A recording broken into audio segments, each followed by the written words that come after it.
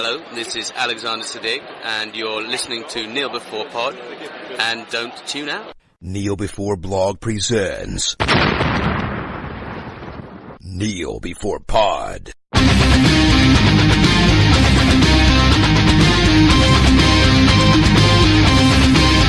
Hello, and welcome to another Omega level edition of Kneel Before Pod, the podcast that just can't afford the property prices in the astral plane. I'm your host Craig, and this episode focuses on the final episode of Legion Season 2, also known as Chapter 19. And thankfully there are more than just different versions of me on this podcast, there are actually other people. So Chris, hi. Hello. Thanks for not being a figment of my personality. That's what you think. I'm not sure what to say to that. I mean, if part of my personality is Chris, what does that say about me? Part of you is awesome. Yeah, but which part? And Aaron, you're also here. Hello. Yes. Now, what I really wanted to do at this point is be able to perfectly mimic your voice to really throw you off, but unfortunately, I'm not good at that. So. Yeah, different accents, different voices. Yeah, it's hard. But whatever. So, we are here to discuss the final episode of Season 2 of Legion. There will be a third season, so thank God for that, based on this episode, at least as far as I can tell. However, we'll get into that later. Our hit new features first. Is it still new? I think it's still new. We have scoured the internet to find things that we like and don't like. So that we literally scoured it. Literally scoured it. So that we can kneel before them and rise against them. So we'll start with our kneel before. Aaron, what are you kneeling before? I'm going to pick Season 3 of Humans for my kneel before. The Season 2 didn't really do much for me. It felt a bit lost. And yet, despite that, Season 3 has come back in with a bit of purpose. It's like they've injected a bit more race relations.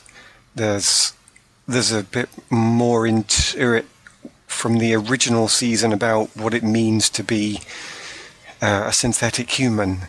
And it feels like it's found itself again. And I'm actually really enjoying this season, whereas, I think I could have happily just skipped over Season 2. Cool. I've never seen Humans. It is, again, on that list. You don't want to see that list, it's long, but I've never seen it.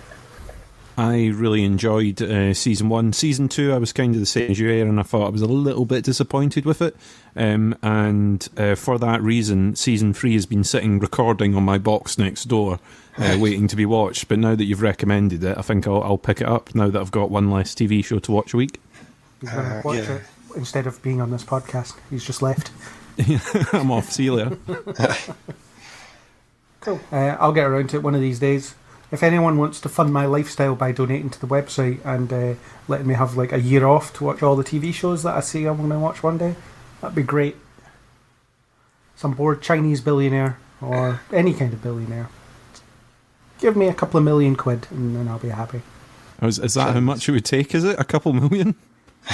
I could have a few years off. Okay. Chris, what are you kneeling before?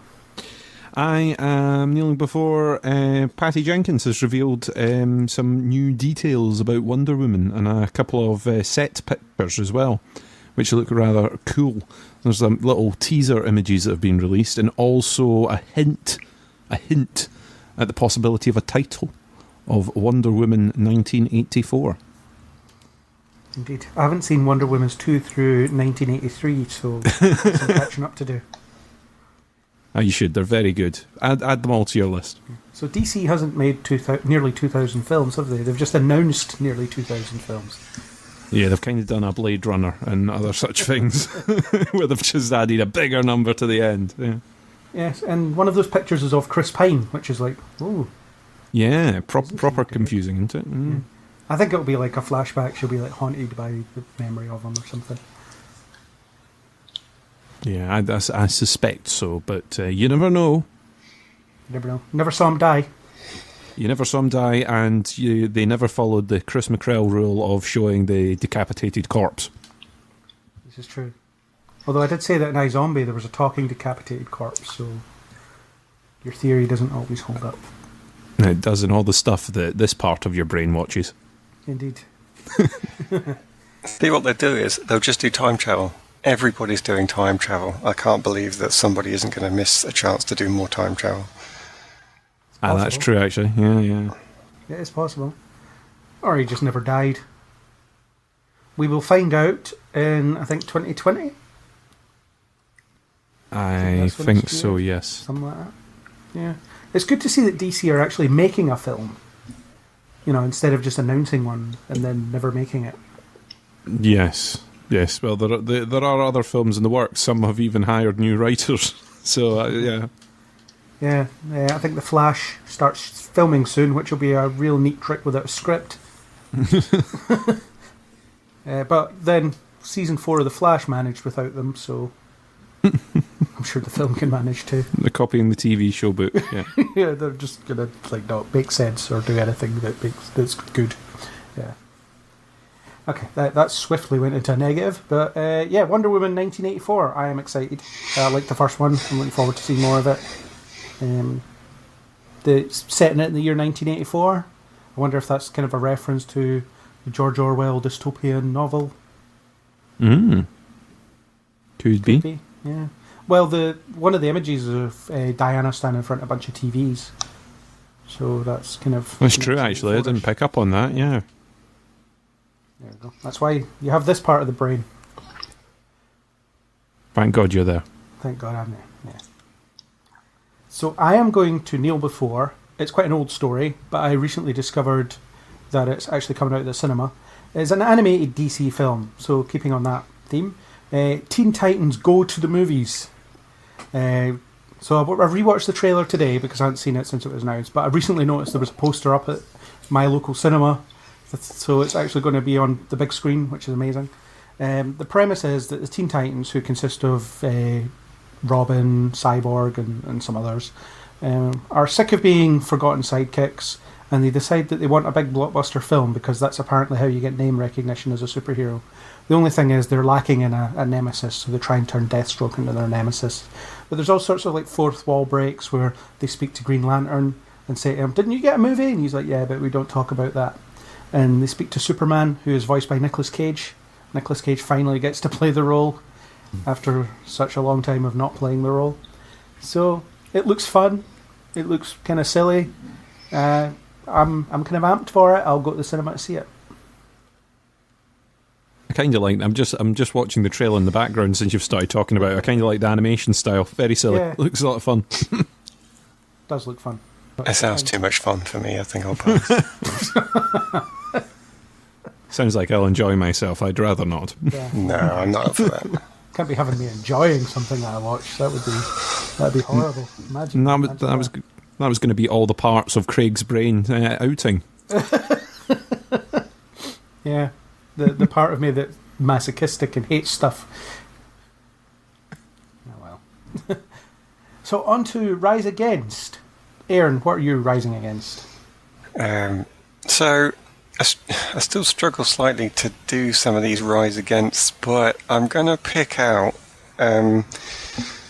this most recent series of The Handmaid's Tale, but only the last 2 episodes I've seen. So it's episodes 2 and 3. So I'm not going to take the whole series, but specifically those 2 episodes, for the reason that almost quite the opposite of Human Season 3, but then strangely maybe exactly the same as Season 2 of Humans. I wonder if shows find Season 2 really difficult to do, because if you've got an idea, you play that fully out in Season 1 and then someone says, "And now carry on." And it feels like with The Handmaid's Tale, they're struggling. The first episode was good of Season 2, because they were able to just riff off Season 1. They'd got some outstanding plot and they resolved it, and that worked. But then it really felt like the characters stumbled out into open space with nothing to do. They've left behind some of the commentary on the society.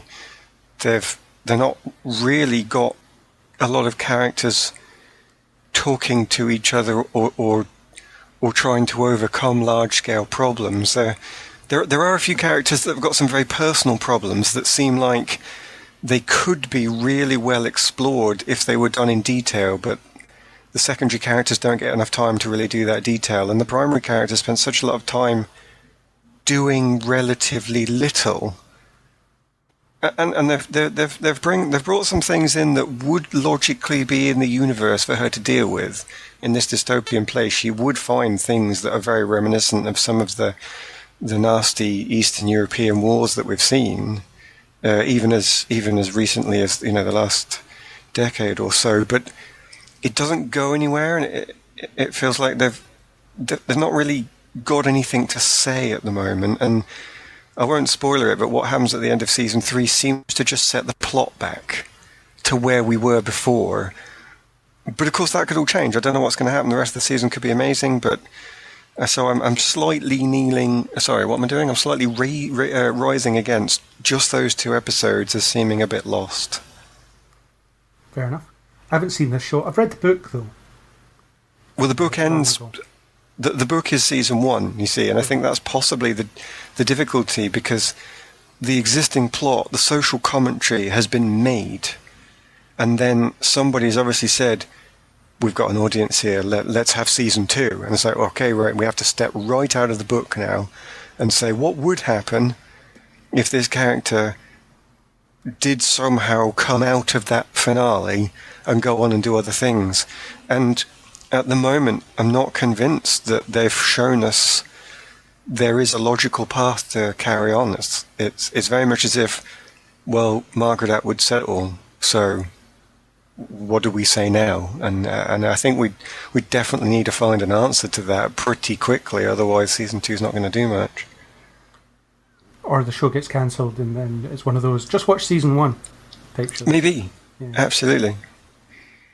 But then to go back to Humans season 3 found their stride again. They struggled, I think, in season 2, but then it's almost like they had new ideas. It just took them that time to do it. I could see Handmaid's Tale going the same way. They struggle around for a bit, trying to deal with the consequences of season 1, eventually break out of that, and then hit a really good new storyline in season 3. Maybe that's really difficult to do as early on as a season 2.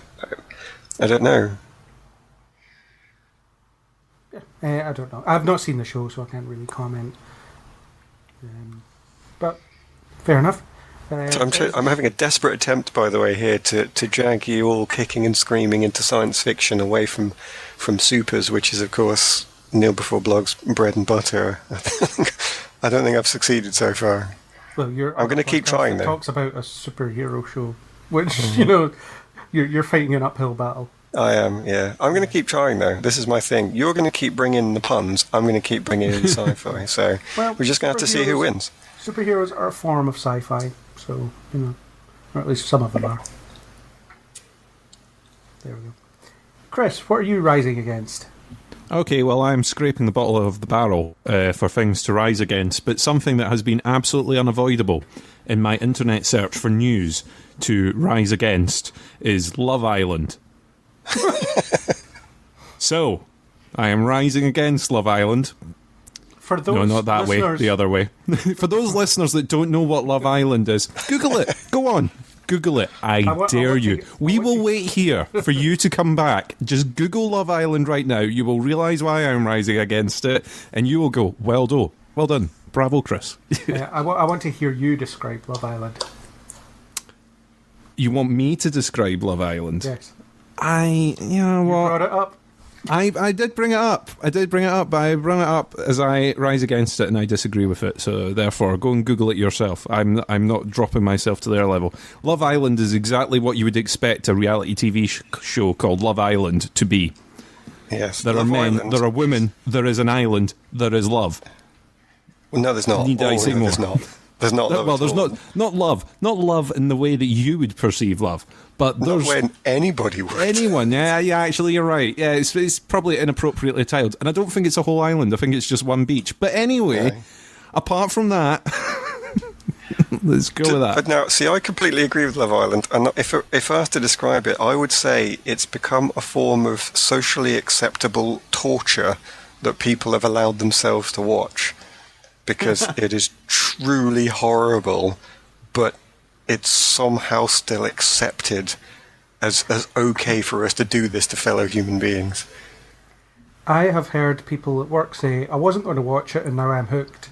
And I spit at reality TV in pretty much all its forms because I just don't want to watch it. I just think that they just drag in the dregs of humanity and then parade them in front of people for their entertainment.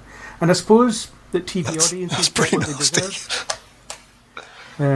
TV audiences get what they deserve by watching these things, and therefore they get more of them. And it's just this. So I'm suddenly reminded of the season one, the season one of the relaunch of Doctor Who, penultimate episode, where just these people are inside a house on a ruined Earth, just watching television, and that's what we're kind of heading towards. But reality TV, not a fan. Although almost had a concept for a new reality show recently. It's just not going to happen. Isaac, who contributes to some of the podcasts, is going to London next week, and if Kat hadn't had a new job or was able to get away, she would have been coming up for the film festival, so it would have been some kind of flatmate swap type reality show.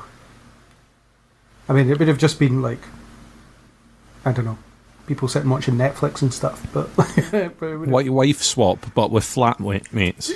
Yeah, that's it. Yeah. Combined with Gogglebox, Yeah. you just watch two people who sort of know each other watch Netflix. I think it might have already been done. It's been 2 days, and Kat hasn't killed Craig yet. Stuff like that. Oh no, spoke too soon. He's gone. That's it. He's dead, and no one's upset. It's fine. Okay, so rising against Love Island. We've made a stance against reality TV on this podcast, so that's our listenership declined from unreleased number to a lower unreleased number. Can we jump in at this point, though, and just say, whereas I feel like there's a danger Craig just insulted maybe 60-80% of the entire British public, therefore, I want to step back and dissociate myself from Chris. Sorry, not from Chris. Sorry. I want to dissociate myself from Craig at this point. Absolutely, definitely. I do not wish to be taken. No comments supplied by Craig at this time shall be held to be the views of anybody else with him. But I will stand with Chris and say, yeah, Love Island is too horrible to carry on. What they do to the people that go on there is just grim. I've never seen it, and I don't want to see it, so that's that. No. Yeah, it's not on my list of TV shows to catch up on. I am rising against James Marsden is going to be the lead in the Sonic the Hedgehog movie. Excellent. No. This Sonic the Hedgehog movie follows the template set by surefire hits such as Garfield, the Chipmunks, what's that other one? The Smurfs. In that it is a blend of CGI and live action. What could possibly go wrong? It's a Sonic the Hedgehog movie where he'll be like a CGI blue hedgehog interacting with real people in the real world. Does that not just define how bad this is going to be on its own? I don't know. I'm prepared to start jumping on board with this. It's so bad. It's a good thing that I normally don't like. But the way you've just described it as that actor with that character, I'm like, no, that's brilliant. Let's see it. I don't know. Car crash. I'm not sure, but I don't know. There's some funny bone in my body that says I shouldn't rise against that just in case it's a perverse pleasure that we can all get behind. I don't know. Well, what you should go do is you should go watch the Smurfs and the infinite number of Chipmunks movies and possibly the 2 Garfield movies, and then see how you feel about this sort of stuff afterwards. All right. Yeah. I don't know. I'm kind of confused as to why James Marsden's ended up in this, because he's been doing really well in Westworld. I've been enjoying him in Westworld. Yeah. It's because Paul Rudd's in. I like it. That is actually the reason. All right. Okay. Well, fair enough. But yeah, I'm sort of confused as to why he's ended up it. But fair enough. Fair enough. Do you know what? It might be in that bracket with the Lego movie where it sounds like it's going to be absolutely horrific, and then there might be something from it. But then the fact that you've put Garfield and the Smurfs in that same bracket and the Chipmunks, yeah, it could be terrible. See, the thing is, I think the the Lego Movie had talent making it, whereas this might not. I'm not sure who's actually making this film, but presumably people that lost a bet. My wonder is who they're making it for. Where's the market for this? Did they do a poll somewhere and get told, oh, what people really want is a Sonic movie? Well, like, the Chipmunks movies made money. So did the Smurfs movies, despite the fact that they're dreadful. I've seen the first Smurfs movie and I thought it was really bad. And I've weirdly only seen the second Chipmunks movie, which is called, wait for it, The Squeakquel. So, hang on a minute. This podcast that lives for puns and can't get anywhere near enough of them is about to rise against the Squeakquel. I'm sorry, no, you've just disproved your own existence there. You have to like that word. You just do. No, I don't. Yes, you do. No. It's now in the bylaws of Neil Before Blog. It just must be. Because I like some puns doesn't mean I like all puns. Not all puns are created equal. I don't feel that you've given evidence of that on past shows. Well, that's for the courts to decide. Yeah, well. I will be judged by a jury of my peers. So yeah, this Sonic movie, I like Sonic sometimes. I like the old games anyway, you know, the old Mega Drive era games, and I really don't want to see this. I don't want this to exist. I think it's a really bad idea. So that's why I'm rising against it. Okay, on to the reason we're actually here. The finale of Legion Season 2, the unexpected extra episode that we've had to compensate for, which is Chapter 19, although if the titles within the episode are to be believed, it's Chapters 10 and 12, which we'll get to soon. Shall we just go into the spoiler haze immediately? Yep. If you want, sure. Yeah, we'll suck on that vapor crocodile thing and go into the spoiler haze.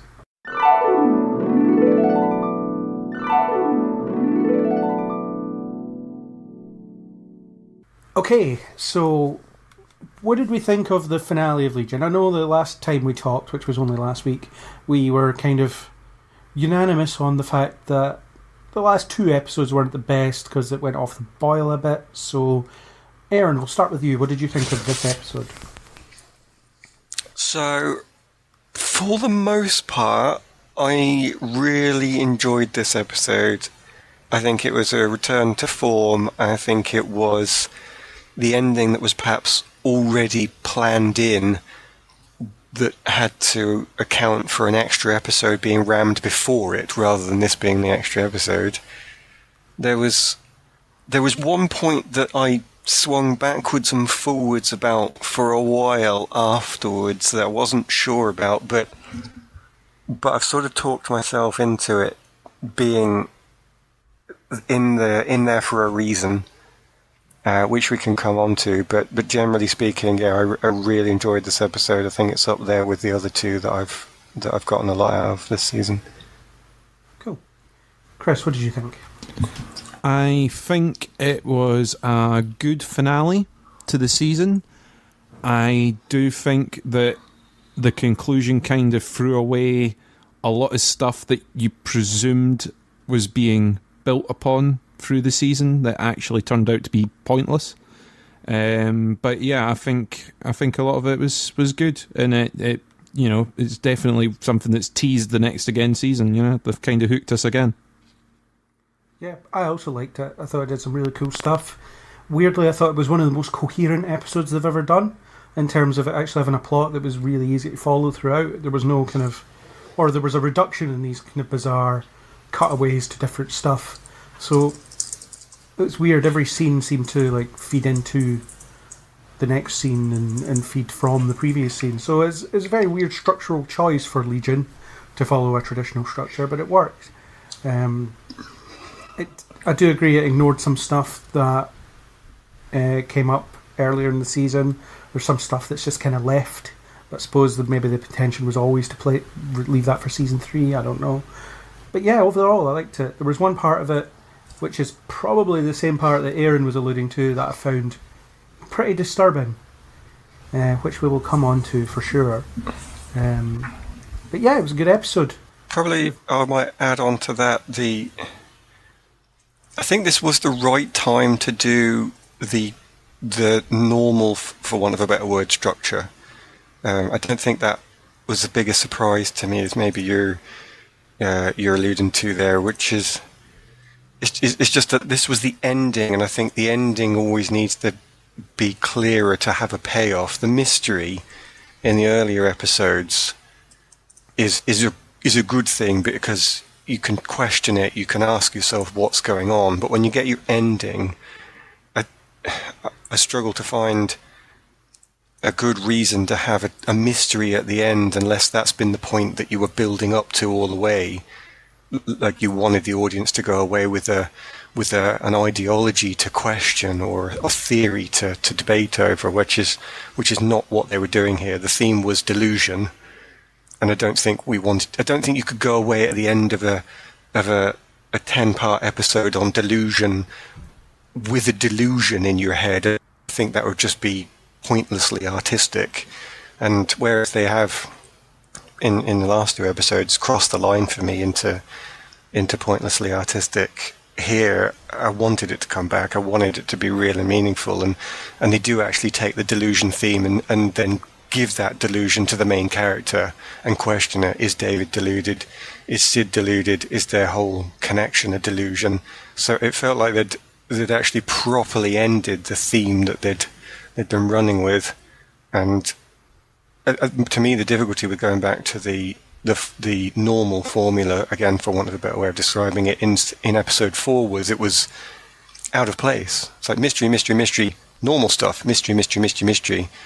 To me, that the natural thing was to do that, the final truth at the end. Well, in fact, the episode says it's about the final truth, so actually it does try and give you a truth in amongst its theme. So I welcome that, actually. It was the right place, the right thing to do, the right time for it.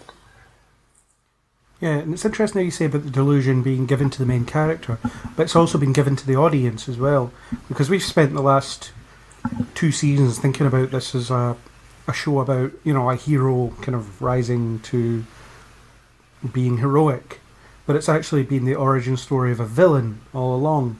So kind of any heroic tendencies David has is a departure from where the show is heading, and I find it interesting that this episode was about him resolving the fact that he is actually the villain.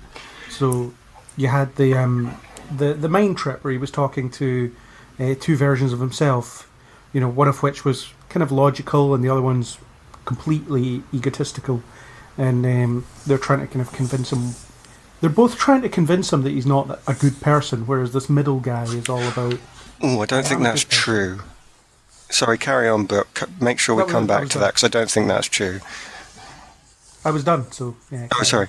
Yeah. Well, I think the first thing I'd probably comment on that is I don't think that it does undermine everything we've been thinking about. I think it's just Season 2 had to pick a different direction to go in. It's the Season 2 problem that both, as I've said, Humans and Handmaid's Tale have not solved. In Season 2 here, I think they have solved it. I don't think we should take this as the be-all and end-all final plot. It is the character has awoken to a different possibility and may become a villain. There's nothing that said that Season 3 is going to become purely David is the villain and everybody else is the good guy. It could well be like we had... I mean, I'm struggling to find a contemporary reference, actually, so I'm going to have to go Buffy, which is Willow was the villain for a point, but Xander defeated her by turning her back. And that wasn't suddenly Willow becoming a villain where she never had before. It wasn't suddenly she's the bad guy in the same end of level bad guy plot that they've had in it. It was that this character is, if you will have allow the Batman reference, has had one bad day too many, and that has had an effect, and it gives you your season cliffhanger. But I don't think he's definitely the villain forever. I think it is just a potentiality that he might go that way. And then the second thing I'd probably challenge is the idea that they were both trying to Well, I originally thought that the other 2 Davids were going to be the angel and the devil. And then I suddenly thought, hang on a minute, that angel's being a bit devilish. Are they both supposed to be devils? But there's this one comment that if you want to use it, the more logical one that's not emotional, not so selfish, says, that I think points out that it is supposed to be an angel, but in a sort of a twisted, horrible world sort of way. And it's the line where the angel David says something like, "I was trying to make him realize by putting him through this." And I think that makes a lot of sense from David's perspective, that the authority on good in his life has never been a parent. It's not even necessarily been his big sister. It's possible that he would see that authority figure as the psychologist, the psychiatrist, trying to talk him out of his madness when he was in the I forgot the name of the home clockworks. So the person who's trying to get him out of his thought process, to try and make him think and bring him back round to reason, which is again what you said, it's like a logical person, is someone who's trying to use psychological techniques to make him realize it himself. So I think that character still counts as the angel on his shoulder. And importantly, when we're in the finale and he breaks out and he really goes for it, that angel character is not there. The one that he gives over to completely is the emotional devil. And it's that, even though he's yelling at him, it is still that way that David goes. He says, "You had your chance." And he gives in to that character, almost absorbs that character as his only way of thinking. And so he gives over to the evil. But to me, that also proves the first point, that angel character should still be there in the background, that logical side that tries to persuade him that he could actually do better if he could think clearly and do it right. That character's still there, and hopefully will form a part of season 3, during which maybe in a Willow Zander-like situation, somebody tries to talk David down. Hilarious would it be if it ended up being somebody like Lenny? I think that would be amazing, because it would show, not only would it give me what I sort of want from that, it would also fit with the really twisted universe that it is, as Lenny turns around and goes, "Hang on a minute, am I the voice of reason and goodness here?" And she just totally can't handle it and flips out for a bit. I think that'd be great. I liked it. I liked the presentation arguments between the two of them.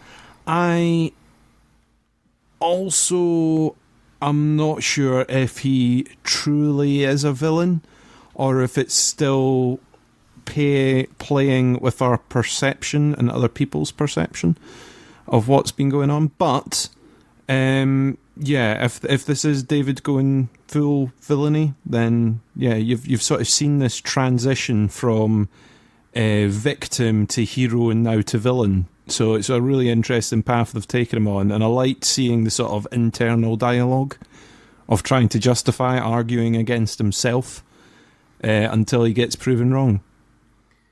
I wonder if Dan Stevens gets the scripts for this show and he's like, there's 4 people in this scene and they're all me. I mean, that must be quite difficult as an actor, but he does a good job, and I think the way they splice these things together makes it work really well. But I mean, there was all sorts of interesting stuff in the headspace thing. You had the repetition of the delusion is delusion egg thing. It was those first lines that John Hamm said in the first episode, and it was the repetition of that. Just to remind you of delusion starts out as something very small, and it just kept reminding you of that. And it was the idea that it had been something that had grown inside David all season, and he hasn't realised the sort of genesis of it, or he's been ignorant to the genesis of it, or he thinks that everyone else is delusional.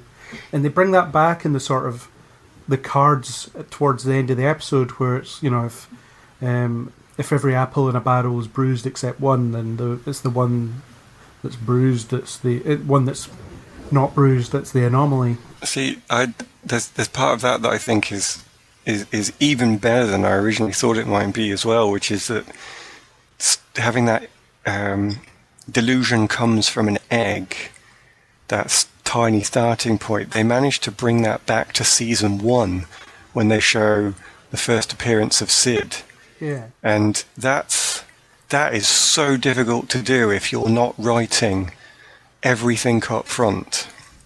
Is bringing your current plot back to your old plot when you didn't know they had to be linked, because it made so much sense that everything David was thinking about and believing was brought about by this one meeting, and that was the start of his delusion, the idea that he could be good, that he did deserve love, that there was a possibility for him outside Clockworks, that there was a life, that he could be important, he could mean something, all comes from this one meeting.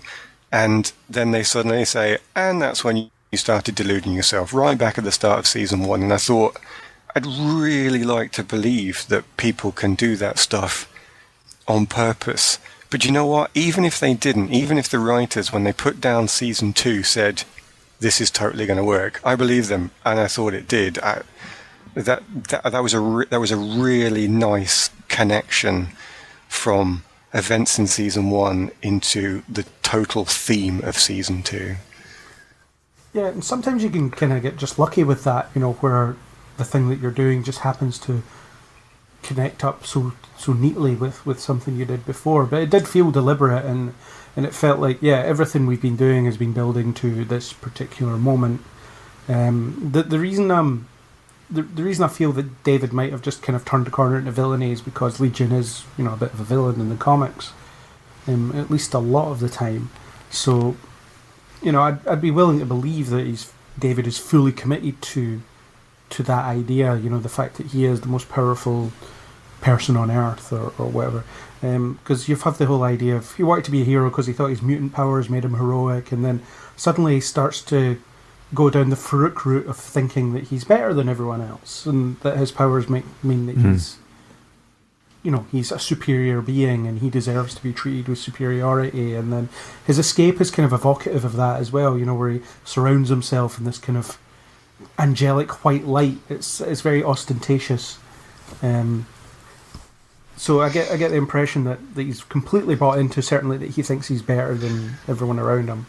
Well, I think that the most important thing they'll be doing in the early half of season 3 is convincing the audience that is at least possible. And I won't say that taking him down the villain route for a whole season couldn't be interesting. I think it's tricky, because if you're not even going to make him an anti-hero, then you could just turn off your audience completely. But if they've built a trust in me that says that if they said, we want to try this, I would watch. But I think more likely they'll go down a more traditional route where he needs saved and he has a possibility of redemption. But with that, it'll be much more interesting to watch, much more satisfying an ending if in the first half of season 3 you as an audience believe he could go either way, which is kind of difficult because, if you've given somebody the badge of good guy and they're having a bad day, part of you just kind of knows by the rules of storytelling that they're going to come good in the end. Yeah. And giving the audience that doubt must be really difficult. But with this starting point, especially because of that one choice they made with Sid, which I would say I was on the fence about for a while, I think in the end I resolved that in my head by saying, no, we need to believe that he could totally lose it, and that's, from our perspective, his final straw. So far at the end of season 2, I believe that he is in a place humanly where he could go either way, but I'm still on the money but that will only last until the end of season 3, where some finale will have his equivalent Xander coming up and turning him.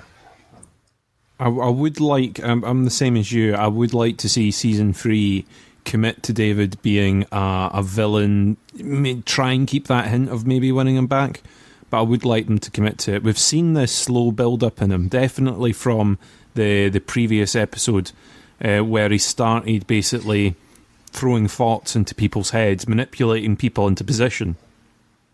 Now, you could argue that was part of his plan. No one was to know where Farouk's body was apart from him, and that's why he implanted the memories rather than telling everyone the whole plan.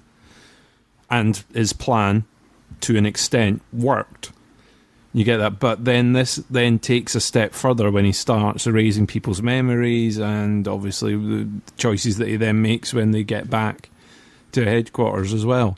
Is, they've sort of started showing him doing these things where you're like, okay, he's the hero, and we're assuming he's doing it for good purposes, but now you're sitting there thinking, well, what else can he do if he's able to just whisper in people's ears plans and get them to move about? It was the decision to erase Sid's memory that started the kind of disturbing part of it for me. I mean, the decision he makes is a kind of very emotional human decision, because basically what he's done is what has happened is that he's faced with his girlfriend, who now hates him because she thinks he's a terrible person, and she's prepared to kill him. She does fire the bullet, so she does deliver the killing shot. It's just Lenny stops it with another bullet, which was that's a damn good shot.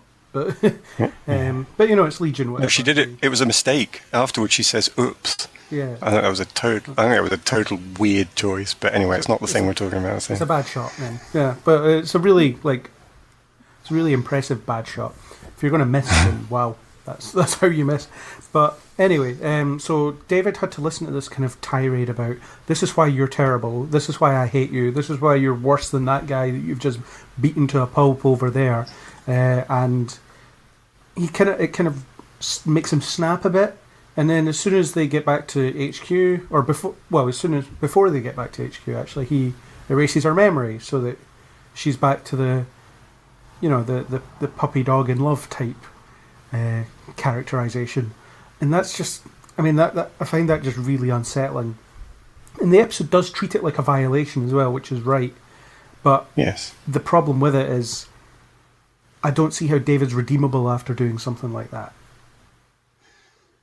Well, here's the thing. Our whole justice system is built supposedly on the idea that after you come out of prison, you don't do it again.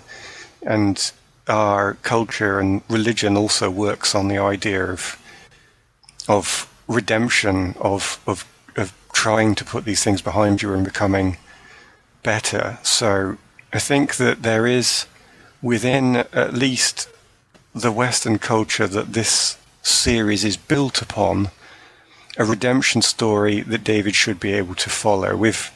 There's plenty throughout history of people who have been, even Christian soldiers going to war in the Holy Land, coming back and trying to wash away their sins. And when you hear some of the stories of things that the Crusaders did in the Holy Land, it's truly horrible. It's down to the really disturbing ways that even children were murdered. And then when people suddenly turn around and realize what they'd done, they demanded of themselves something better. And I think we as a society look at that and go, we might never be able to forget what you did, but we appreciate it that you are doing these good things now because you damn well should. You have to. There is no other choice for you, and get on with it right now. So David will never, ever necessarily move to a point where he is completely forgiven. And I personally think it's something that should never, ever be forgotten.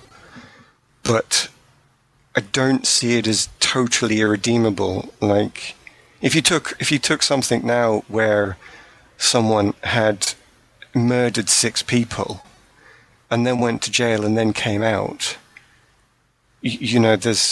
would you be able to look at that person and say, you'd served your time, you deserve another chance? Because if not, then maybe you're talking about getting rid of them forever and maybe even just killing them, because, well, if you're not going to give them that second chance, then what else is there for them? They have no life. So we have a situation where David has done something horrible. He has emotionally abused his supposed lover in a horrible way that actually steps into the physical as well, because she can't remember, obviously, so he's taking advantage. Yeah. But are we going to now say that somebody who does that cannot ever move past it if they serve their time according to our laws, or any other set of punishment or rules or scenarios that you have to go through? I think our society demands that there be another side, there be a way of coming out the other side, because we haven't gone down the route of, you are irredeemably gone, therefore we might as well kill you or put you in a dungeon, knowing that that will turn you into a monster down in our dungeon, and we will do the minimum of just throwing food at you. So I totally appreciate that he has done something horrific, and I think that was important in terms of showing us how far gone he has. That was the problem I had with it. Did we need to see this? Was it actually necessary advancement on taking advantage of his friends by implanting things in their head and controlling them? And I think it does suggest that he has gone to another level. And your revulsion, your correct revulsion of that says that there was a deeper level of revulsion to go with David here, that we wanted to see him as that. Well, the plot wanted him to be seen as that evil, but yeah, whether that's completely irredeemable, I don't think that's true. I think there is a way back. I just don't think that it could ever be an easy one. Messing with Sid is definitely crossing the line. Like putting memories in, I don't know, Carrie's head is one thing, you know, like to get to a certain thing, but get him to a certain point, you know, achieve a certain objective. That's one thing. It's still terrible, but it is one thing. But the kind of his relationship with Sid was almost this tether to normal for a while, which, you know, in this show is completely relative, but it was that kind of thing, tethering him to humanity, keeping him motivated, all that kind of stuff. So the fact that he actively messes with that is kind of, it crosses this massive line. And I think the idea is, yeah, okay, what he did in the last episode, that's kind of compartmentalised as something that was terrible, but you could maybe justify it to some degree, and now he's completely gone off the reservation. And I find it interesting that even Farouk was disgusted with it. You know, he was just, you can't make people love you, and I saw what you did. And it's like, almost Farouk saying, yeah, that's too far, is just, it gives you that kind of clear message of this guy has done unspeakable things over the years. Well, maybe even he wouldn't go there. I think the thing about that is that I would disagree with that in terms of the latter part only, of course, which is that even Farouk wouldn't go there. I honestly believe that was part of Farouk's lie, because I refuse to believe that Farouk wouldn't go there. I refuse to believe that somebody who's been labelled as that evil over time and is quite happy to refer to humans as the necessary germs and tools he needs to make the world as he wants it, hasn't done such horrible things. What it does serve in that episode is providing a righteous base for his manipulation of David's former friends, because if he displays that in front of those friends, it matches with Farouk's ability to manipulate people by showing them what they want to see, by giving them the truth the lie that's based on the truth. So in another breath, I'd quite happily see Farouk turning around and just pointing out to David, look what they did to you. Here's how I'm going to manipulate you now based on what I've just done while manipulating them. So I don't think somebody who is such a brilliant and perfect liar and strategist as Farouk should ever be taken at his word there.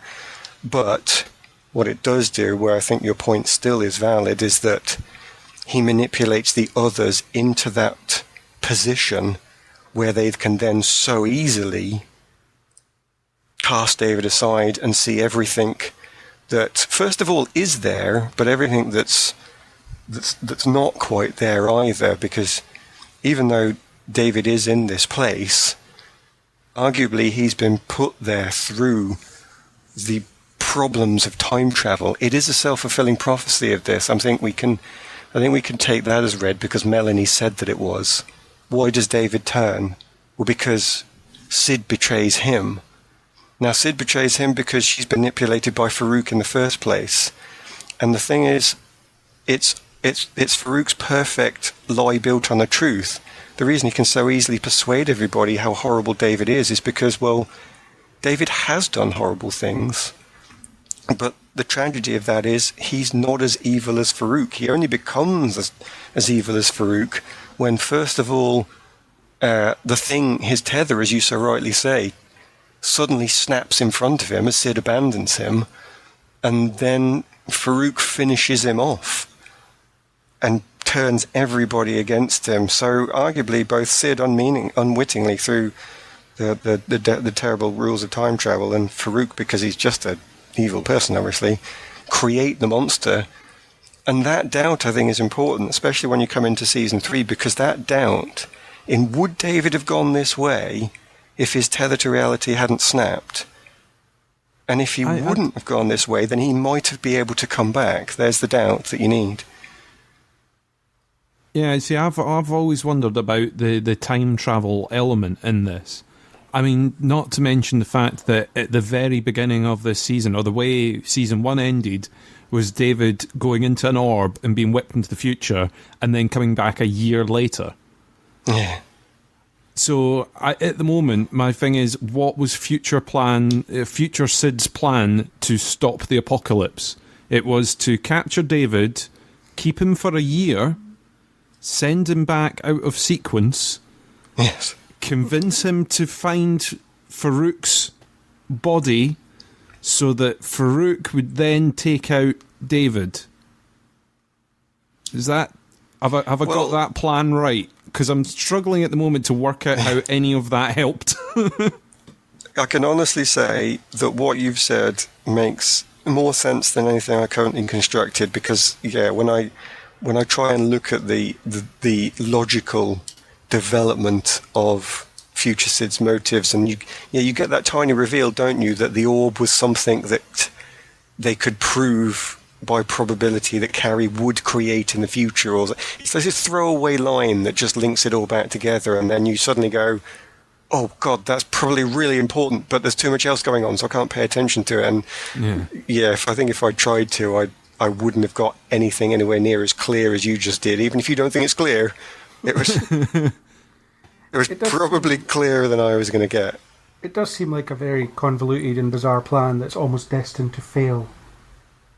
But it's like the keeping secrets from David and the keeping him away for a year thing just seems to leave it open for exactly what this has been about the whole time, which is delusion in there.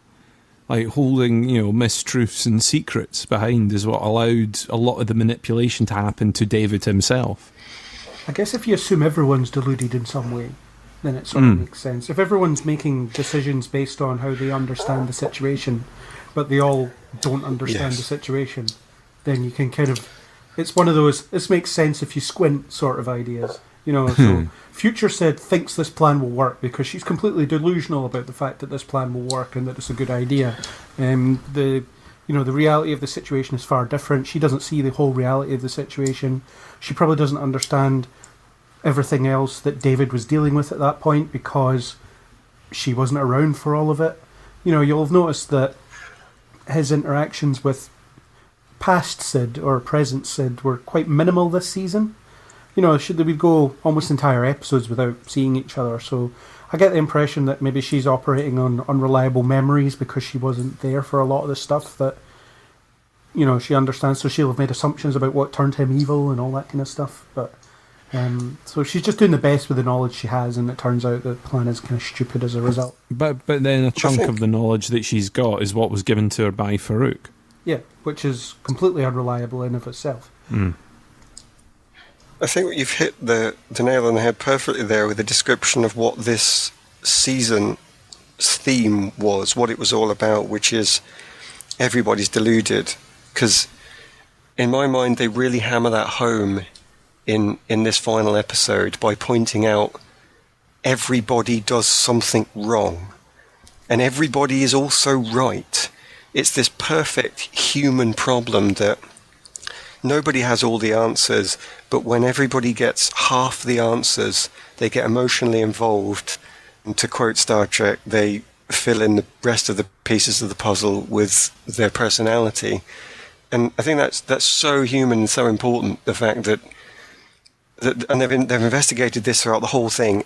Nobody is right when it comes to the end, and the horror that creates can destroy people's worlds. In this case, obviously, there's the threat that it's literally, but generally speaking, we're talking emotionally, figuratively. And it's slightly horrible to watch, in fact, because you at one point I did want to scream at Sid I mean, I don't need you know, it's programs that get you to really want to yell at the telly are the best programs. But it's like, no, you're close to being right, but this bit is wrong. Just turn your argument slightly, and you can save it. But of course, that wouldn't have been the point. She is mistaken. She is a bit deluded. Somehow, she's even been convinced at the end by Farouk that she is the hero, and you're thinking, no, you're not. You're about to murder someone who's not actually destroyed the world yet, but that's your reason for murdering him. And of course, that's contrary to our entire legal system, and to our justice system. It's unfair to try people for things they haven't done. You can only try for what they have done. And yet you're totally with her from the perspective that, of course, in the end, when she's mind wiped and David has just decided what he's going to do with her, of course, you think, well, oh my God, but then all this other stuff, of course, puts you in the right, and I can see why you're that way. It's brutally horrible in a way that's really human, and it's something that I think only Legion has been able to push the boundary on when it comes to things like our science fiction, our super shows. You know, some of these shows do something meaningful, but they don't really make you think. They might make you feel, but they don't really, I think, push you so far into the debates we have around Legion. So horrible as it was, I think it's done something really good with it. It's interesting how the last two things that happen in the show are completely delusional in their own way. So you've got Carrie saying, "Don't worry, the force field will hold," and then it immediately fails. And then when David says to Lenny, "There's no Blondie," or "Blondie's not around anymore," something to those effects. Yeah, basically saying, "Yeah, I don't give a crap about Sid anymore, bye." And it's kind of, he's bound to be delusional about that because he won't be able to cast her aside so easily, considering she was basically his reason for turning evil in the first place. So it's like that. It's that stroppy child of like, nope, not my friend anymore. I don't like you anymore because you've wronged me slightly. And then, give him a couple of days and he'll be like, probably overreacted a bit there. So I think that he's not as done with Sid as he thinks he is, but she probably is as done with him as she thinks she is, or she should be anyway. Well, based on what's happened, I don't think she can go back into the connection ever. But no, he'll always be the guy that essentially raped her. Yes, I feel like a different description. Do you know, it's funny with the choice of words. I think I would only argue against the word rape semantically. If somebody wanted to go into a court of law with what David did, I think another word would be better, or another description would be better, but it kind of doesn't seem important to push that point any further because it's just as horrible as the rape is. So I'll stop there based on that. Can I just say how much I liked the opening fight after last week we talked on the podcast about how we didn't want the fight to be a sort of superhero over-the-top slugging it out kind of fight. And I liked the visuals, the sort of music. I've written it down in my notes as a music video cold open kind of thing. Because that's what it looked like to me. It's like something that some little rock band would do as a little indie video kind of thing. And then the stylings of it as a cartoon fight.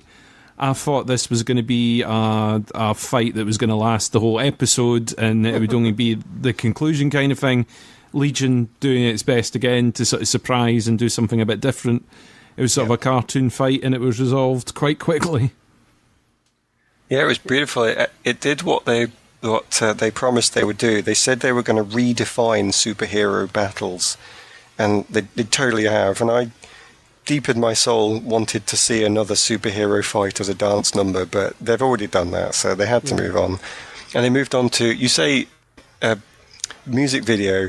I got a total Aha vibe, I think. As it Take On Me. That was brilliant. But not only did it succeed in being something different, I thought it had another advantage too, which was we've seen them do this already in one of the early episodes when Farouk is sort of teaching David a lesson, and they're in the astral plane having the same fight where they turn into different things. Yeah. It probably would have been boring if they just repeated that, and yet that is how these guys are going to fight, so they sort of did need to repeat it. So what they did was make it a cartoon, recapturing what they'd done before, but by having it as a cartoon, they could also speed it up. It occurred to me whilst I was watching it that all these changes were happening at the speed of thought. It was much faster than the original, and that seems so appropriate that you have an idea, I have an idea, you have an idea, and we keep going back and forward until one of them gets stuck, but then he has another idea and he gets out again. So I thought that was genius on both levels to see that, and as I say, fulfilled that promise that they were going to make their superhero fights something different. I don't know where they're going to go in season 3. What's left? Yeah, I love the way it was kind of escalated. So it's one of those things where Farouk would deploy something, and then David would have to think of what could beat that, and then the animated equivalent comes out, and you get that kind of, I have to beat this now, and beat this and beat this. So it's like, I'm being captured by, I'm being bitten into by a spider. So how do I combat this? And so it was kind of logical in that sense, and that's maybe how a mind battle would play out, because you're just trying to outthink them, and the representation of things that are really easy to see why it's almost like rock, paper, scissors. And it's, here's the thing that easily defeats this other thing, and you just keep going to that until the other person can't think of what to deploy next. And then you get to them beating each other with fists, and David's about to crack him over the head with a rock. So, that was almost disappointing for me, actually. I've taken a note at the time I saw it. I took a note to say, please don't let this become a physical fight. Remove. It's like, how do you fight Superman? You remove his powers. How do you fight the Flash? You get rid of his super speed for a bit. It's so boring and so unimaginative just to follow that plot line. And invariably, all super shows do it at some point, because it's almost like a freebie, and I hate it every time. So when they did that, I thought, no, don't just start doing karate, or boxing or something. But it's actually over really quickly. They go into one physical fight, and they show him beating on Farouk for a little bit, but it's such a tiny part of the episode. It's placed where it needs to be, unimportant. It's just what they would do, but they don't make a big deal of it, and they go straight onto the rest of the plot. So I made that note, but then immediately crossed it out, because I thought, no, it's fine. You didn't fall into that mistake. You did something with it, and that's fine. I was totally on board with that. It was also a little bit more visceral as well, because it is actually physical harm. Farouk has a body now, so he can actually be hurt. And it's partially to show how far gone David is at that point as well, because he looks like an absolute maniac when he's wailing on him. And that's obviously intentional. That's something you don't get in the kind of controlled mind palace type battle situation. It's almost like it has to come down to who's the stronger one and who's the physically stronger one, because mentally they're clearly equally matched. Maybe in terms of raw power, but then I completely agree with you. I couldn't deny any part of that. Seeing the blood and the pain hits it home in a way that the sanitized mental battle is never going to be able to follow, because we can't ourselves see and appreciate the mental damage being done, or maybe we sort of can, but only by having it spelled out later. So in that moment, I think you're right. We needed to see that. I mean, use the right word, that visceral display. But then later on, I think you do see the mental damage, because that's when David is disturbed. He has been knocked off his rocker.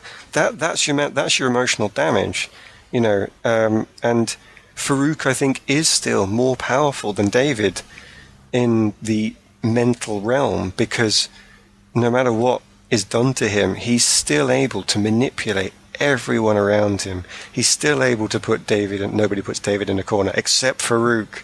He definitely does. And that shows where Farouk's real power is. Maybe it's a power of experience, actually, but that definitely counts when it comes to a mental battle. But to come back to your physical, it did have a point, but I'm just glad it didn't go on longer than it needed to. No, they made their point and then they moved on, and that's what I liked about it. It's interesting with Farouk when he has that mental blocker on his head, and he's attached to the walls using wires. So he's lost his powers at that point, but he still understands people. And Yes, that's the interesting absolutely. part. So yeah, he doesn't need his powers to manipulate people because he's been around people so long that he just knows. And that kind of brings in the whole, you can't make people love you, and you're delusional for thinking so. And it's like, why? Have you tried? And he was like, yeah, I tried it with you. That kind of bringing it back to the I've been with you since birth sort of idea. And that's what's, do you know what's so great about that, though? That doesn't even have to be true. It sounds so good in the moment. It sounds so believable, so realistic. I think there's a serious argument to be made that he never tried to make David love him. You know, he was always showing him horrible visions, making him do things, getting him to consider killing animals. And, you know, it's the argument that an abuser would make to a young boy. I did this for your benefit, to toughen. You know, it's horrible when he says it. But the thing of it is, because it's said in an emotional way, rather actually a low emotion. He says it so calmly, like, I truly love you. I tried to do this for you. In the resonation of the words, it's like you sort of almost believe that could have been possible. It's like making you think, hang on a minute, did I just misread everything that's going on? I need to go back and think about it. But of course, in an emotional moment, we can do that because we're, as the audience, sitting outside. But David would possibly, without the ability to rationalize it, just absorb it and take it straight face value. But of course, from Farouk's perspective, it's just one of his even better lies that serves to put another stake in between a relationship, and it's another perfect manipulation. It's a lie that uses enough of the truth to make it believable, isn't it? Absolutely, Those are the best definitely. lies. There's also a bit of codependence to that scene, isn't there? Like the whole "you'd be useless, you'd be nothing without me, I'd be nothing without you" sort of idea. It's quite common. It's it's Batman and the Joker, isn't it? Yeah. You're nothing without. I mean, it's a standard hero villain connection. Although in this case, you don't know who the hero is and who the villain is, or if there is such a simple labelling. And maybe that's part of the delusion. There is no hero or villain in this story. It's just people doing things. It's exactly that sort of delusion that they've been hinting about the whole time. So David's sitting there going, but it wasn't me that did a lot of these bad things. It was Farouk making me do these things. And then it's other people's argument that, no, but you enjoyed it at the time, and look at this is your true face and all this sort of stuff. So it's, it's very, very interesting what they've done with it. Yeah. Sort of going back to the rock thing, beating the Shadow King with a rock. Am I remembering incorrectly, or was there a mention from some future person about that being something that happens in an earlier episode? Future Sid declares in one of the early meetings with David, and David says, "Oh, that thing you're talking about that's destroyed all of our future, is that Farouk?" And Sid so blasely adds, No, it's not him. You beat his head in with a rock in the desert years ago. And it's like, oh, all right. That was a bit harsh that you just delivered it that way, but yeah, it was totally a thing. So this would be the timeline changing then? I think so. Yeah, because he doesn't do that. He doesn't kill Farouk. Yes, absolutely. Yeah. And it's because of Sid, I guess. Yeah. It's one of those things where it's with time travel. Yeah, I think you've got to make that decision. I don't know if we talked about it on the time travel podcast, but you've got to decide whether the future can or cannot be changed. It's one of those important consistency decisions that you make at the start, and I think they've committed fully to future Sid maybe kick something off, and it looks like she creates her own future, but then they quite clearly, as you say, then change it. So it gives. I think it's also what gives us this hope for season 3 that David isn't going to become, doesn't have to become the final bad guy, because the future can be changed. We're seeing clearly him being truly evil, and so we believe that future can still be created, but we know now that the future can be changed, therefore it gives us hope that David can come back. Yeah. The real question to be taken from that is, have we actually recorded the time travel podcast yet, or have we yet to do that? That's too difficult a question to answer at this time. I'll have to come back to you on that. I don't know. I feel like every time the time travel podcast comes out, we need to be vague about when it happened. I think it has been published. I don't think we can deny that, but I do not believe it has been recorded yet. Indeed. I think I'll go with that. Yeah. So back to the changing timeline. Presumably in the previous timeline, David was allowed to essentially destroy the world because he was unchallenged. Nobody could challenge him. But since Farouk's still about, he does have someone who can challenge him. And maybe that is, again, what kind of saves the world in a way. And, they've alluded to that last week with maybe I'm the hero. What if he's the villain and I'm the hero sort of chat. Yeah, I mean, I think that's definitely a potential, though you've still got Farouk about. He's not been all good intentions wanting to be a hero from the start.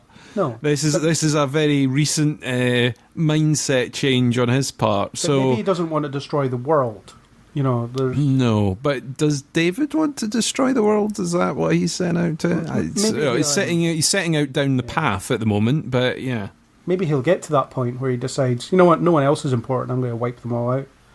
It's almost like in Buffy, where when Angel's evil and he decides, I want to see the whole world sucked into hell, and then Spike betrays him because he's like, I don't want to see the whole world sucked into hell, I quite like it here. There's people to eat and all that stuff. And it's the idea that I quite like it when villains are like, yeah, it is not in my best interest to destroy the world because I live here too. But you could have David sort of destroying all of humanity because he just feels like it, and then ascending to the astral plane and living out his days there because he can create anything he wants in there, I guess. Could be. Yeah. So next season then, I think next season will be blurring that line between good guy and bad guy, and I think maybe the Farouk and David thing will go back and forth. The Division 3 mob will possibly try to use Farouk to their advantage because he's all they've got. He's the only opposition to David that makes sense. Unless Patrick Stewart's going to turn up and, get his son in line. Or would it be James McAvoy at this point? I'm sure I'm confused. They were both bald, but I think it has to be Patrick Stewart. So a bald guy then. A bald guy, yeah, but Patrick Stewart. But that's not a resource the show has, and it would feel weird to pluck it out of the ether now. So I think they will go with they've already done the blurred alliances thing because all the characters are working for Division 3 now. So if they want to stop David, then, enemy of my enemy type situation. Farouk is the best hope they have. They just have to hope that they can trust him to at least stop David before he goes on a rampage himself. Yeah, I think season 3 has to be what I said earlier, which is David is either good or evil, and we don't know which, and there has to be, hopefully it's well written enough so that it's a debate all the way through, and then hopefully, because I think it would be too difficult to watch a villain, they have him not necessarily redeemed, because I think we've agreed that total redemption isn't possible, but at least he turns back onto the right path. Whether he then defeats Farouk at the end of season 3, or whether that's just a means to him being given, a means to him finding the path to redemption or not, is a choice. I think they're moving slowly enough, but in a well-paced manner, that they could just have Farouk in season 3 and have him maybe helping the good guys, maybe having his own plan, but I don't think he needs to be defeated. I think the end of season 3 the conflict in that could just be, will David come back or not? Yeah. And then hopefully he does, of course, but they have to keep it open and we have to doubt it. But I think that's what I'd want. How many shows can we say have kept the same villain for 3 seasons? It's still been good. Yeah, very few. Yeah. It's very strange. Definitely be good. I mean, I know one of the things that I'm not wanting to happen at the beginning of the next season is a time jump. I really want them to pick up where this season has left off. I don't want a 1 year later, 2 year down the line time jump. That might be strange. Well, it depends what they do with it. I mean, if it's just a year where nothing happened, or they want to. Well, we saw what they did at the beginning of this, where they basically went a year and went, okay, they've allied themselves with Division 3 now. Their boss is a guy with a wicker basket on his head and CCTV vision for eyes. He has robots. Deal with it. I'd rather not have another jump and going, okay, it's now 2 guys with buckets on their head, and I don't know. I think they're going to... Well, it depends who comes back for Season 3, I suppose, in terms of actors, but they can't necessarily move it too far on and keep Ptolemy in, because they've totally screwed him. I'm still not happy with what that character... Well, not did get to do, but didn't get to do. So, part of me thinks if he's staying in it, they'll have to keep it at least in Division 3. Even if they jump the time forward, they're going to have to keep them still in their current team format. They couldn't just break them apart. I don't know, actually, they could do anything. They could break them apart again, but Ptolemy is an inside man inside Division 3. Yeah, they could do anything. I agree with you, though. I struggled with that at the start of Season 2. It was like, and we joined Division 3, and everything is amazing now. Please don't ask us any more about this. I was like, well, yes, please ask no questions. Yeah. Everything that was introduced as a result of the time jump came with the question, but why? And they never answered the why part. Yeah, there's several but whys and things that are just not really explained. It's like, we put it in because it's weird, and that's why. Move along, We'll have a montage of explaining why Division 3 is called Division 3, and then we'll just move on. Have you heard John Hamm talking about delusion arcs? The funny thing is, I did forgive it in the end, because I think it solved a Season 2 problem, which is, how do you actually build upon what you've done in Season 1 without giving in to the expansion effect and problem? So, the way I'd said I'd like to see these shows do it is to commit to what they are a bit more, which is with Legion being a bit weirder, but that might have been kind of difficult in Summerhall. Maybe they just couldn't think of a way to write it, keeping it where it was, so they just said, right, I've got an idea, guys, to crank the weirdness up so people are still going to be able to watch this, but go with me. It involves this thing here with Division 3, and everybody went, you what? But then nobody could think of anything better. So I didn't like it, but I got past it because the rest of the show where they got to said, no, watch me, I'm good, and I totally believed that. So I was able to put it behind, but when we bring it up again now, I remember that sore point, and I don't want to feel sore every time we start a new season. Yeah, I just think that there was a lot that was kind of wasted out there, like Tommy and stuff was just lost in the season. Melanie for a large part of the season was gone. All of the season, I would say. All of the season, pretty much, apart from like an episode at the end to sort of redeem it, but didn't quite explain why she was missing. Even then, I think she was done wrong, but sorry. Yeah, even Kerry thing was... there was bits that were picked up with them and then just completely lost. And just a bit of weirdness without reasoning, and not really this final episode dispensed with a lot of the nonsense that we've went, what the hell's that there for? There were no bright pink bath plugs, submarine trucks, or thank God.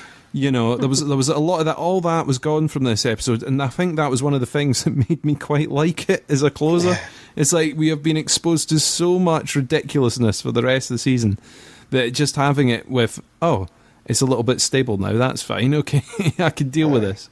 Like Craig said at the beginning, it was one of the most easy to follow, this is an episode of. Things that wasn't too jumpy. I mean, granted, the explanation for that, I suppose, would be, well, Farouk had no powers for a portion of the episode, so he wasn't sort of manipulating visions and causing weirdness around him, Well, I think this whole season has definitely danced on the edge of the modern art is goodish neutral zone, and from my perspective, it's danced well for the first 8 episodes, and then it just went, ha ha, and street clear across it for episodes 9 and 10.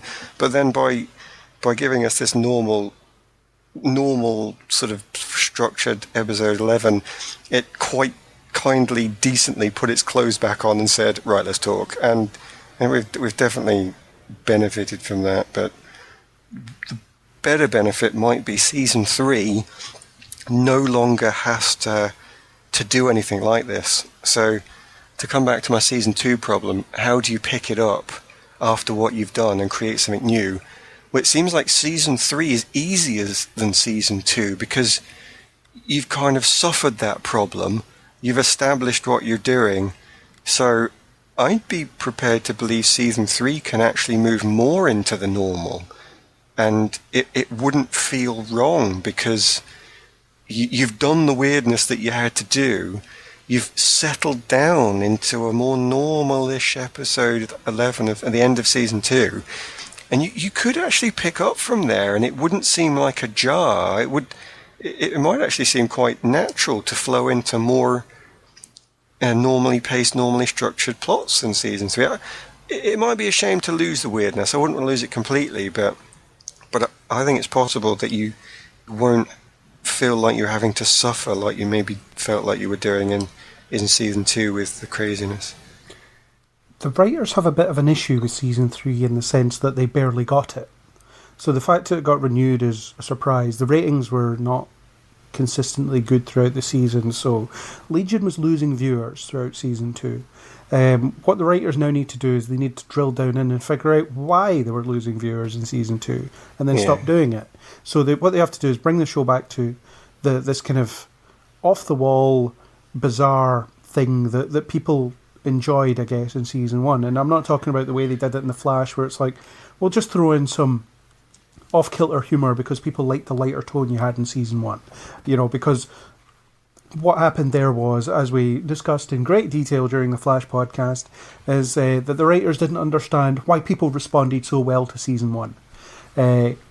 What Noah Hawley and his team have to do is they have to figure out what it is about this show that people like and then do more of it. Or, alternatively, they have to make a change that is convincingly better. And maybe it is that going to a more traditional structure, showing an episode of television that makes sense. From the, I hasten to use the word layman, but from the layman perspective, if someone just watching an episode of television will be able to watch it and think, I understood what happened in that episode. And you might have a bit of these kind of weird non sequiturs of John Hamm essays or whatever else, but maybe they will do the kind of standard 3, or I think on television it's a 5-act structure,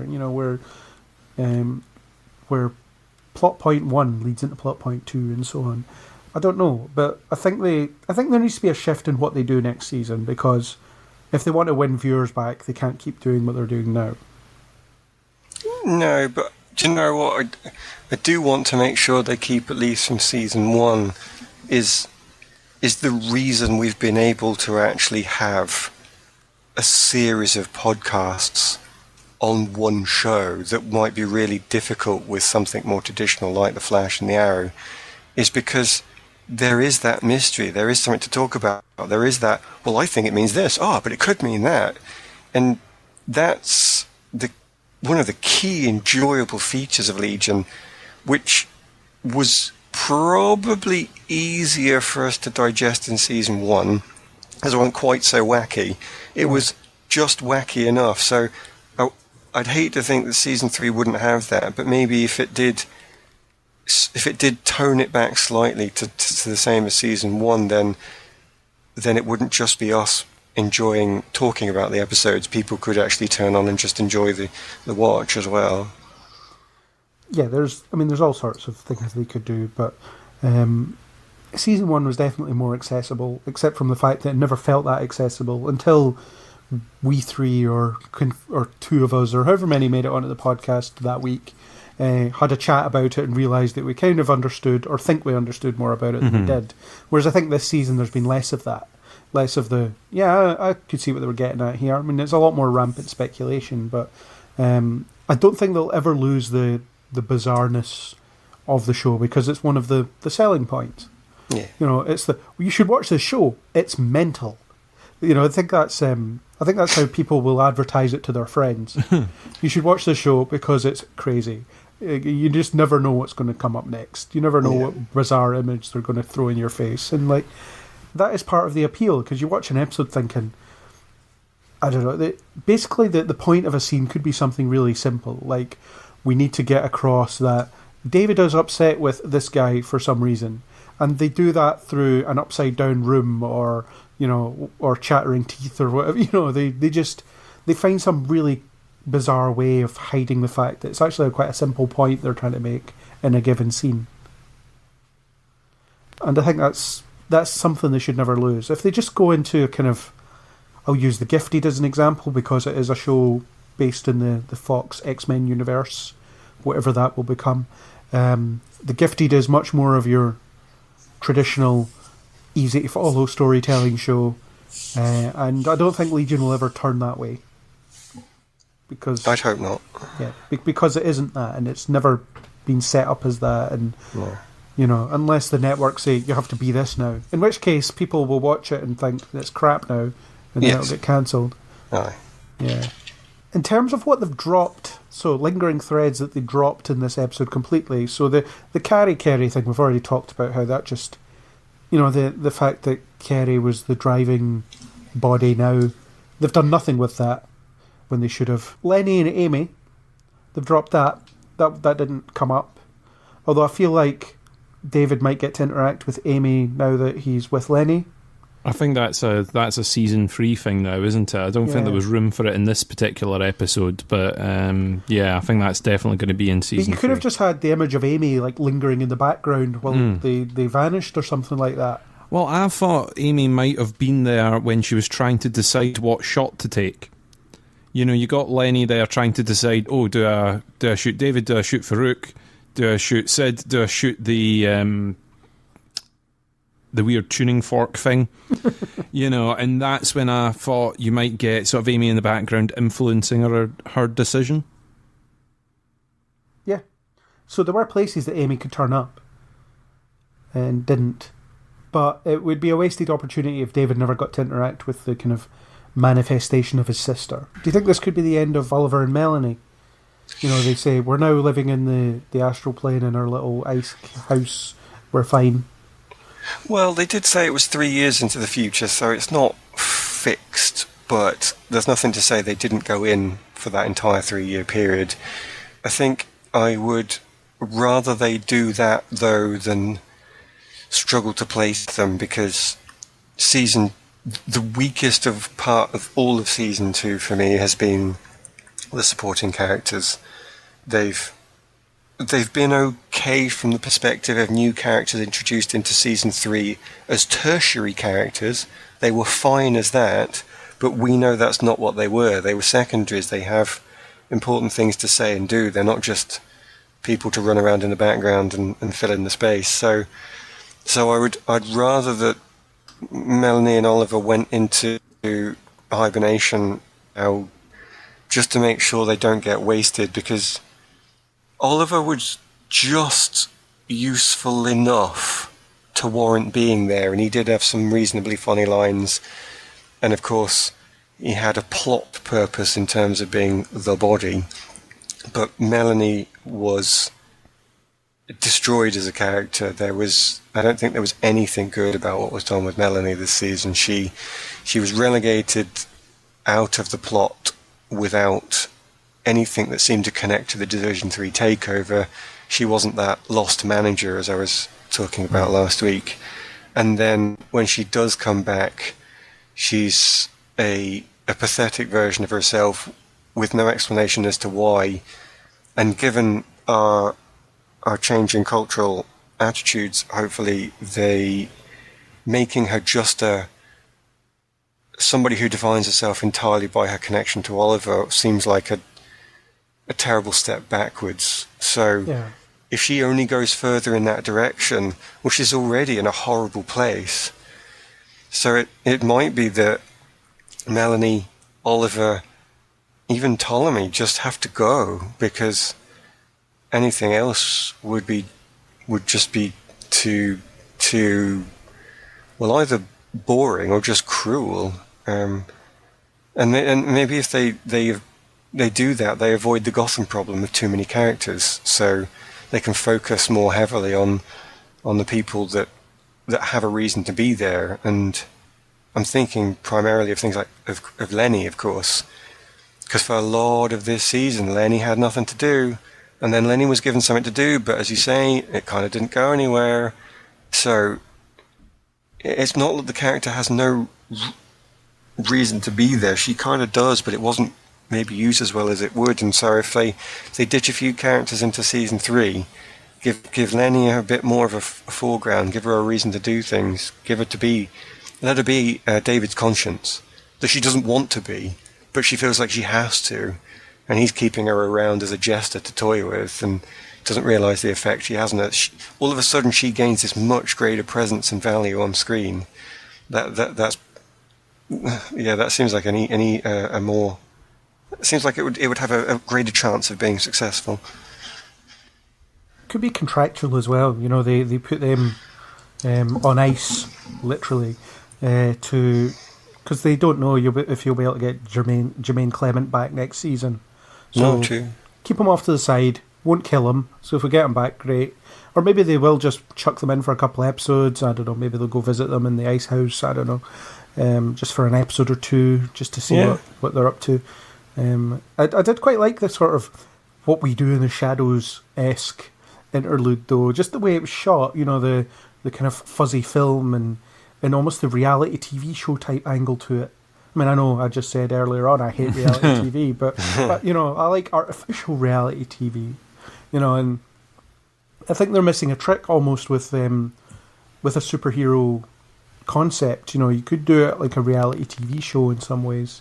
You know, maybe I don't know, follow the Fantastic Four around for a week or whatever. And I don't think this is something that a TV show should do full time, but it's maybe something that's fun for an episode. So, you know, you could have an episode of Supergirl where it's inside the DEO, you know, something like that. But I don't know. It's just, I found it visually quite fun. And I quite like the idea that they're happy living in their little delusion, aren't they? They're just like, we don't know how long it's been. We don't even have a name for the length of time it's been, because we don't know. And it does harken back to the way the astral plane was depicted in season 1. Because Oliver had no idea how long he'd been there.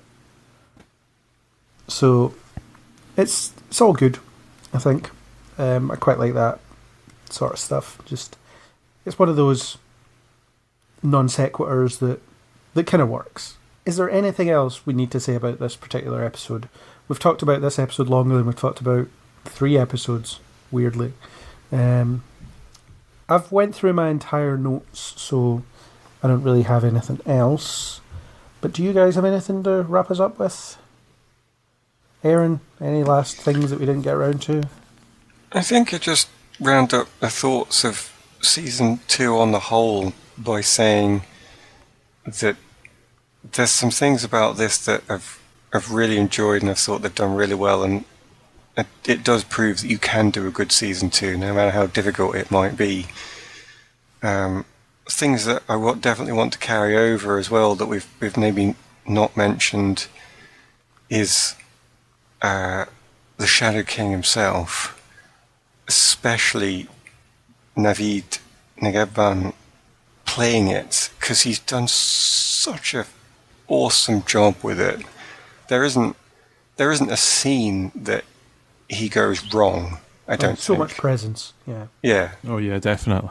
And the fact that he can throw in some just odd little things as well, like I don't know, does he actually speak 4 languages? Because even just being able to drop into those seemingly flawlessly and keep acting, that just seemed impressive to me. I can't think in 4 languages. You know, well, I don't speak 4 languages, so of course I can't. But to keep that screen presence at every moment, to be constantly threatening, to be constantly charming whilst he's being threatening, and then also throw in some mind puzzles like speaking in other languages as well. I mean, who else on screen manages to do as much as he does?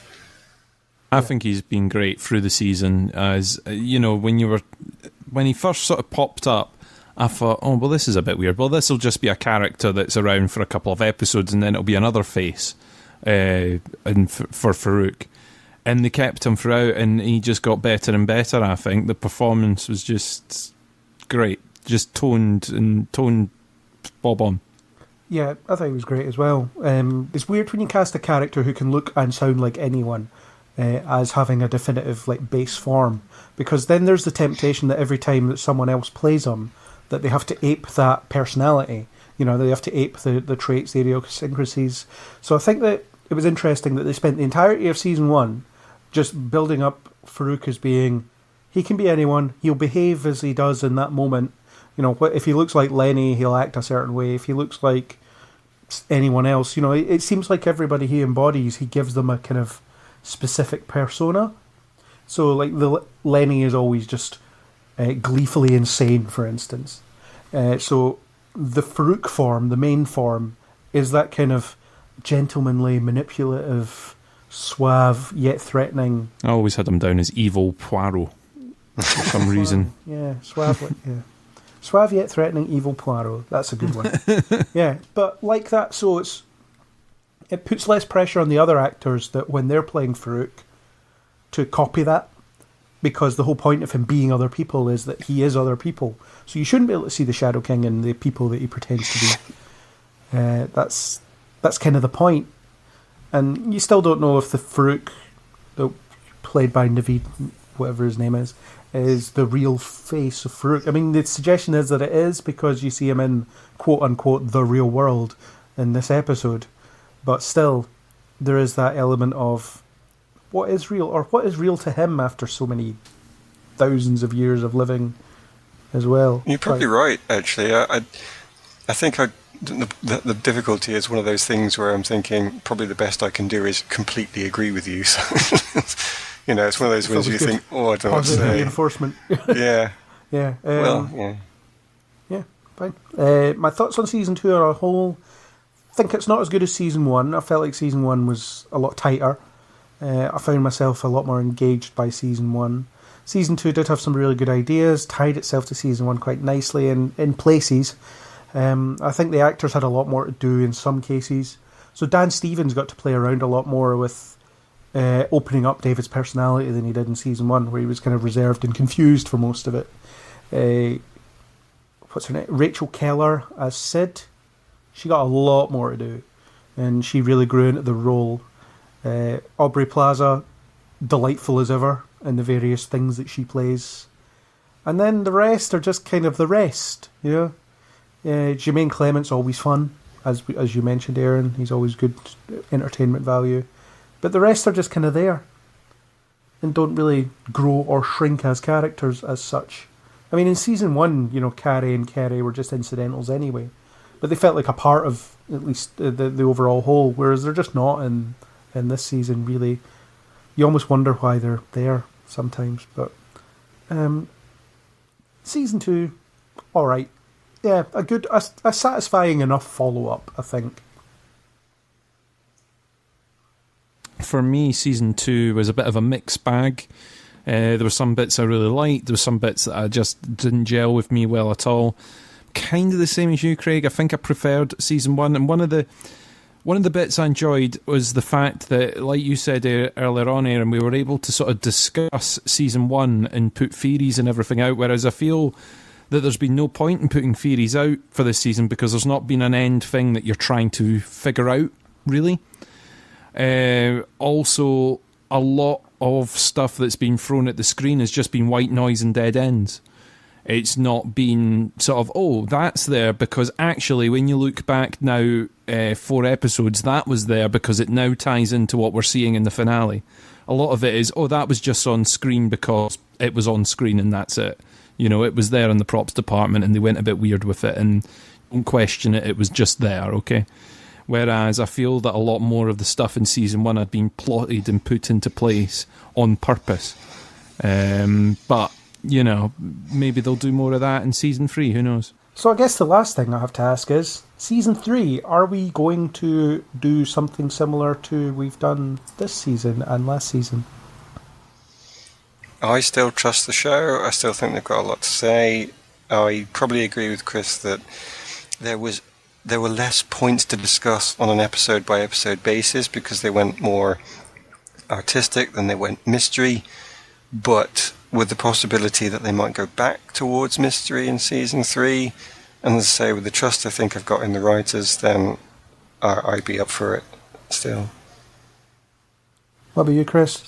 Yeah, I think so. Yeah, the episode by episode thing won't do that again. That almost broke us all, I think. Once a week. It's just not feasible when you have day jobs, unfortunately. So, depending on how many episodes season 3 gets, I'm up for doing this again. We will work out some form of a schedule. If it's 10 again, we'll do... Well, it was 11 this season, weirdly. But if it is 10, we'll do the leapfrogging 3 or something like that again, or whatever. We'll just see what happens. But we will return for Legion Season 3. That was our discussion on the Legion Season 2 finale, Chapter 19. Thanks to YouTuber 331eRock for the supplied music. If you like what you heard, then please hit that subscribe button on iTunes, YouTube, or any major podcasting app. iTunes users, please share the love by giving us a star rating. Any feedback or comments that you want to share, then hit us up on Facebook or Twitter under Kneel Before Blog, or leave us a comment on kneelbeforeblog.co.uk. As always, we hope you'll join us on the next Kneel Before Pod.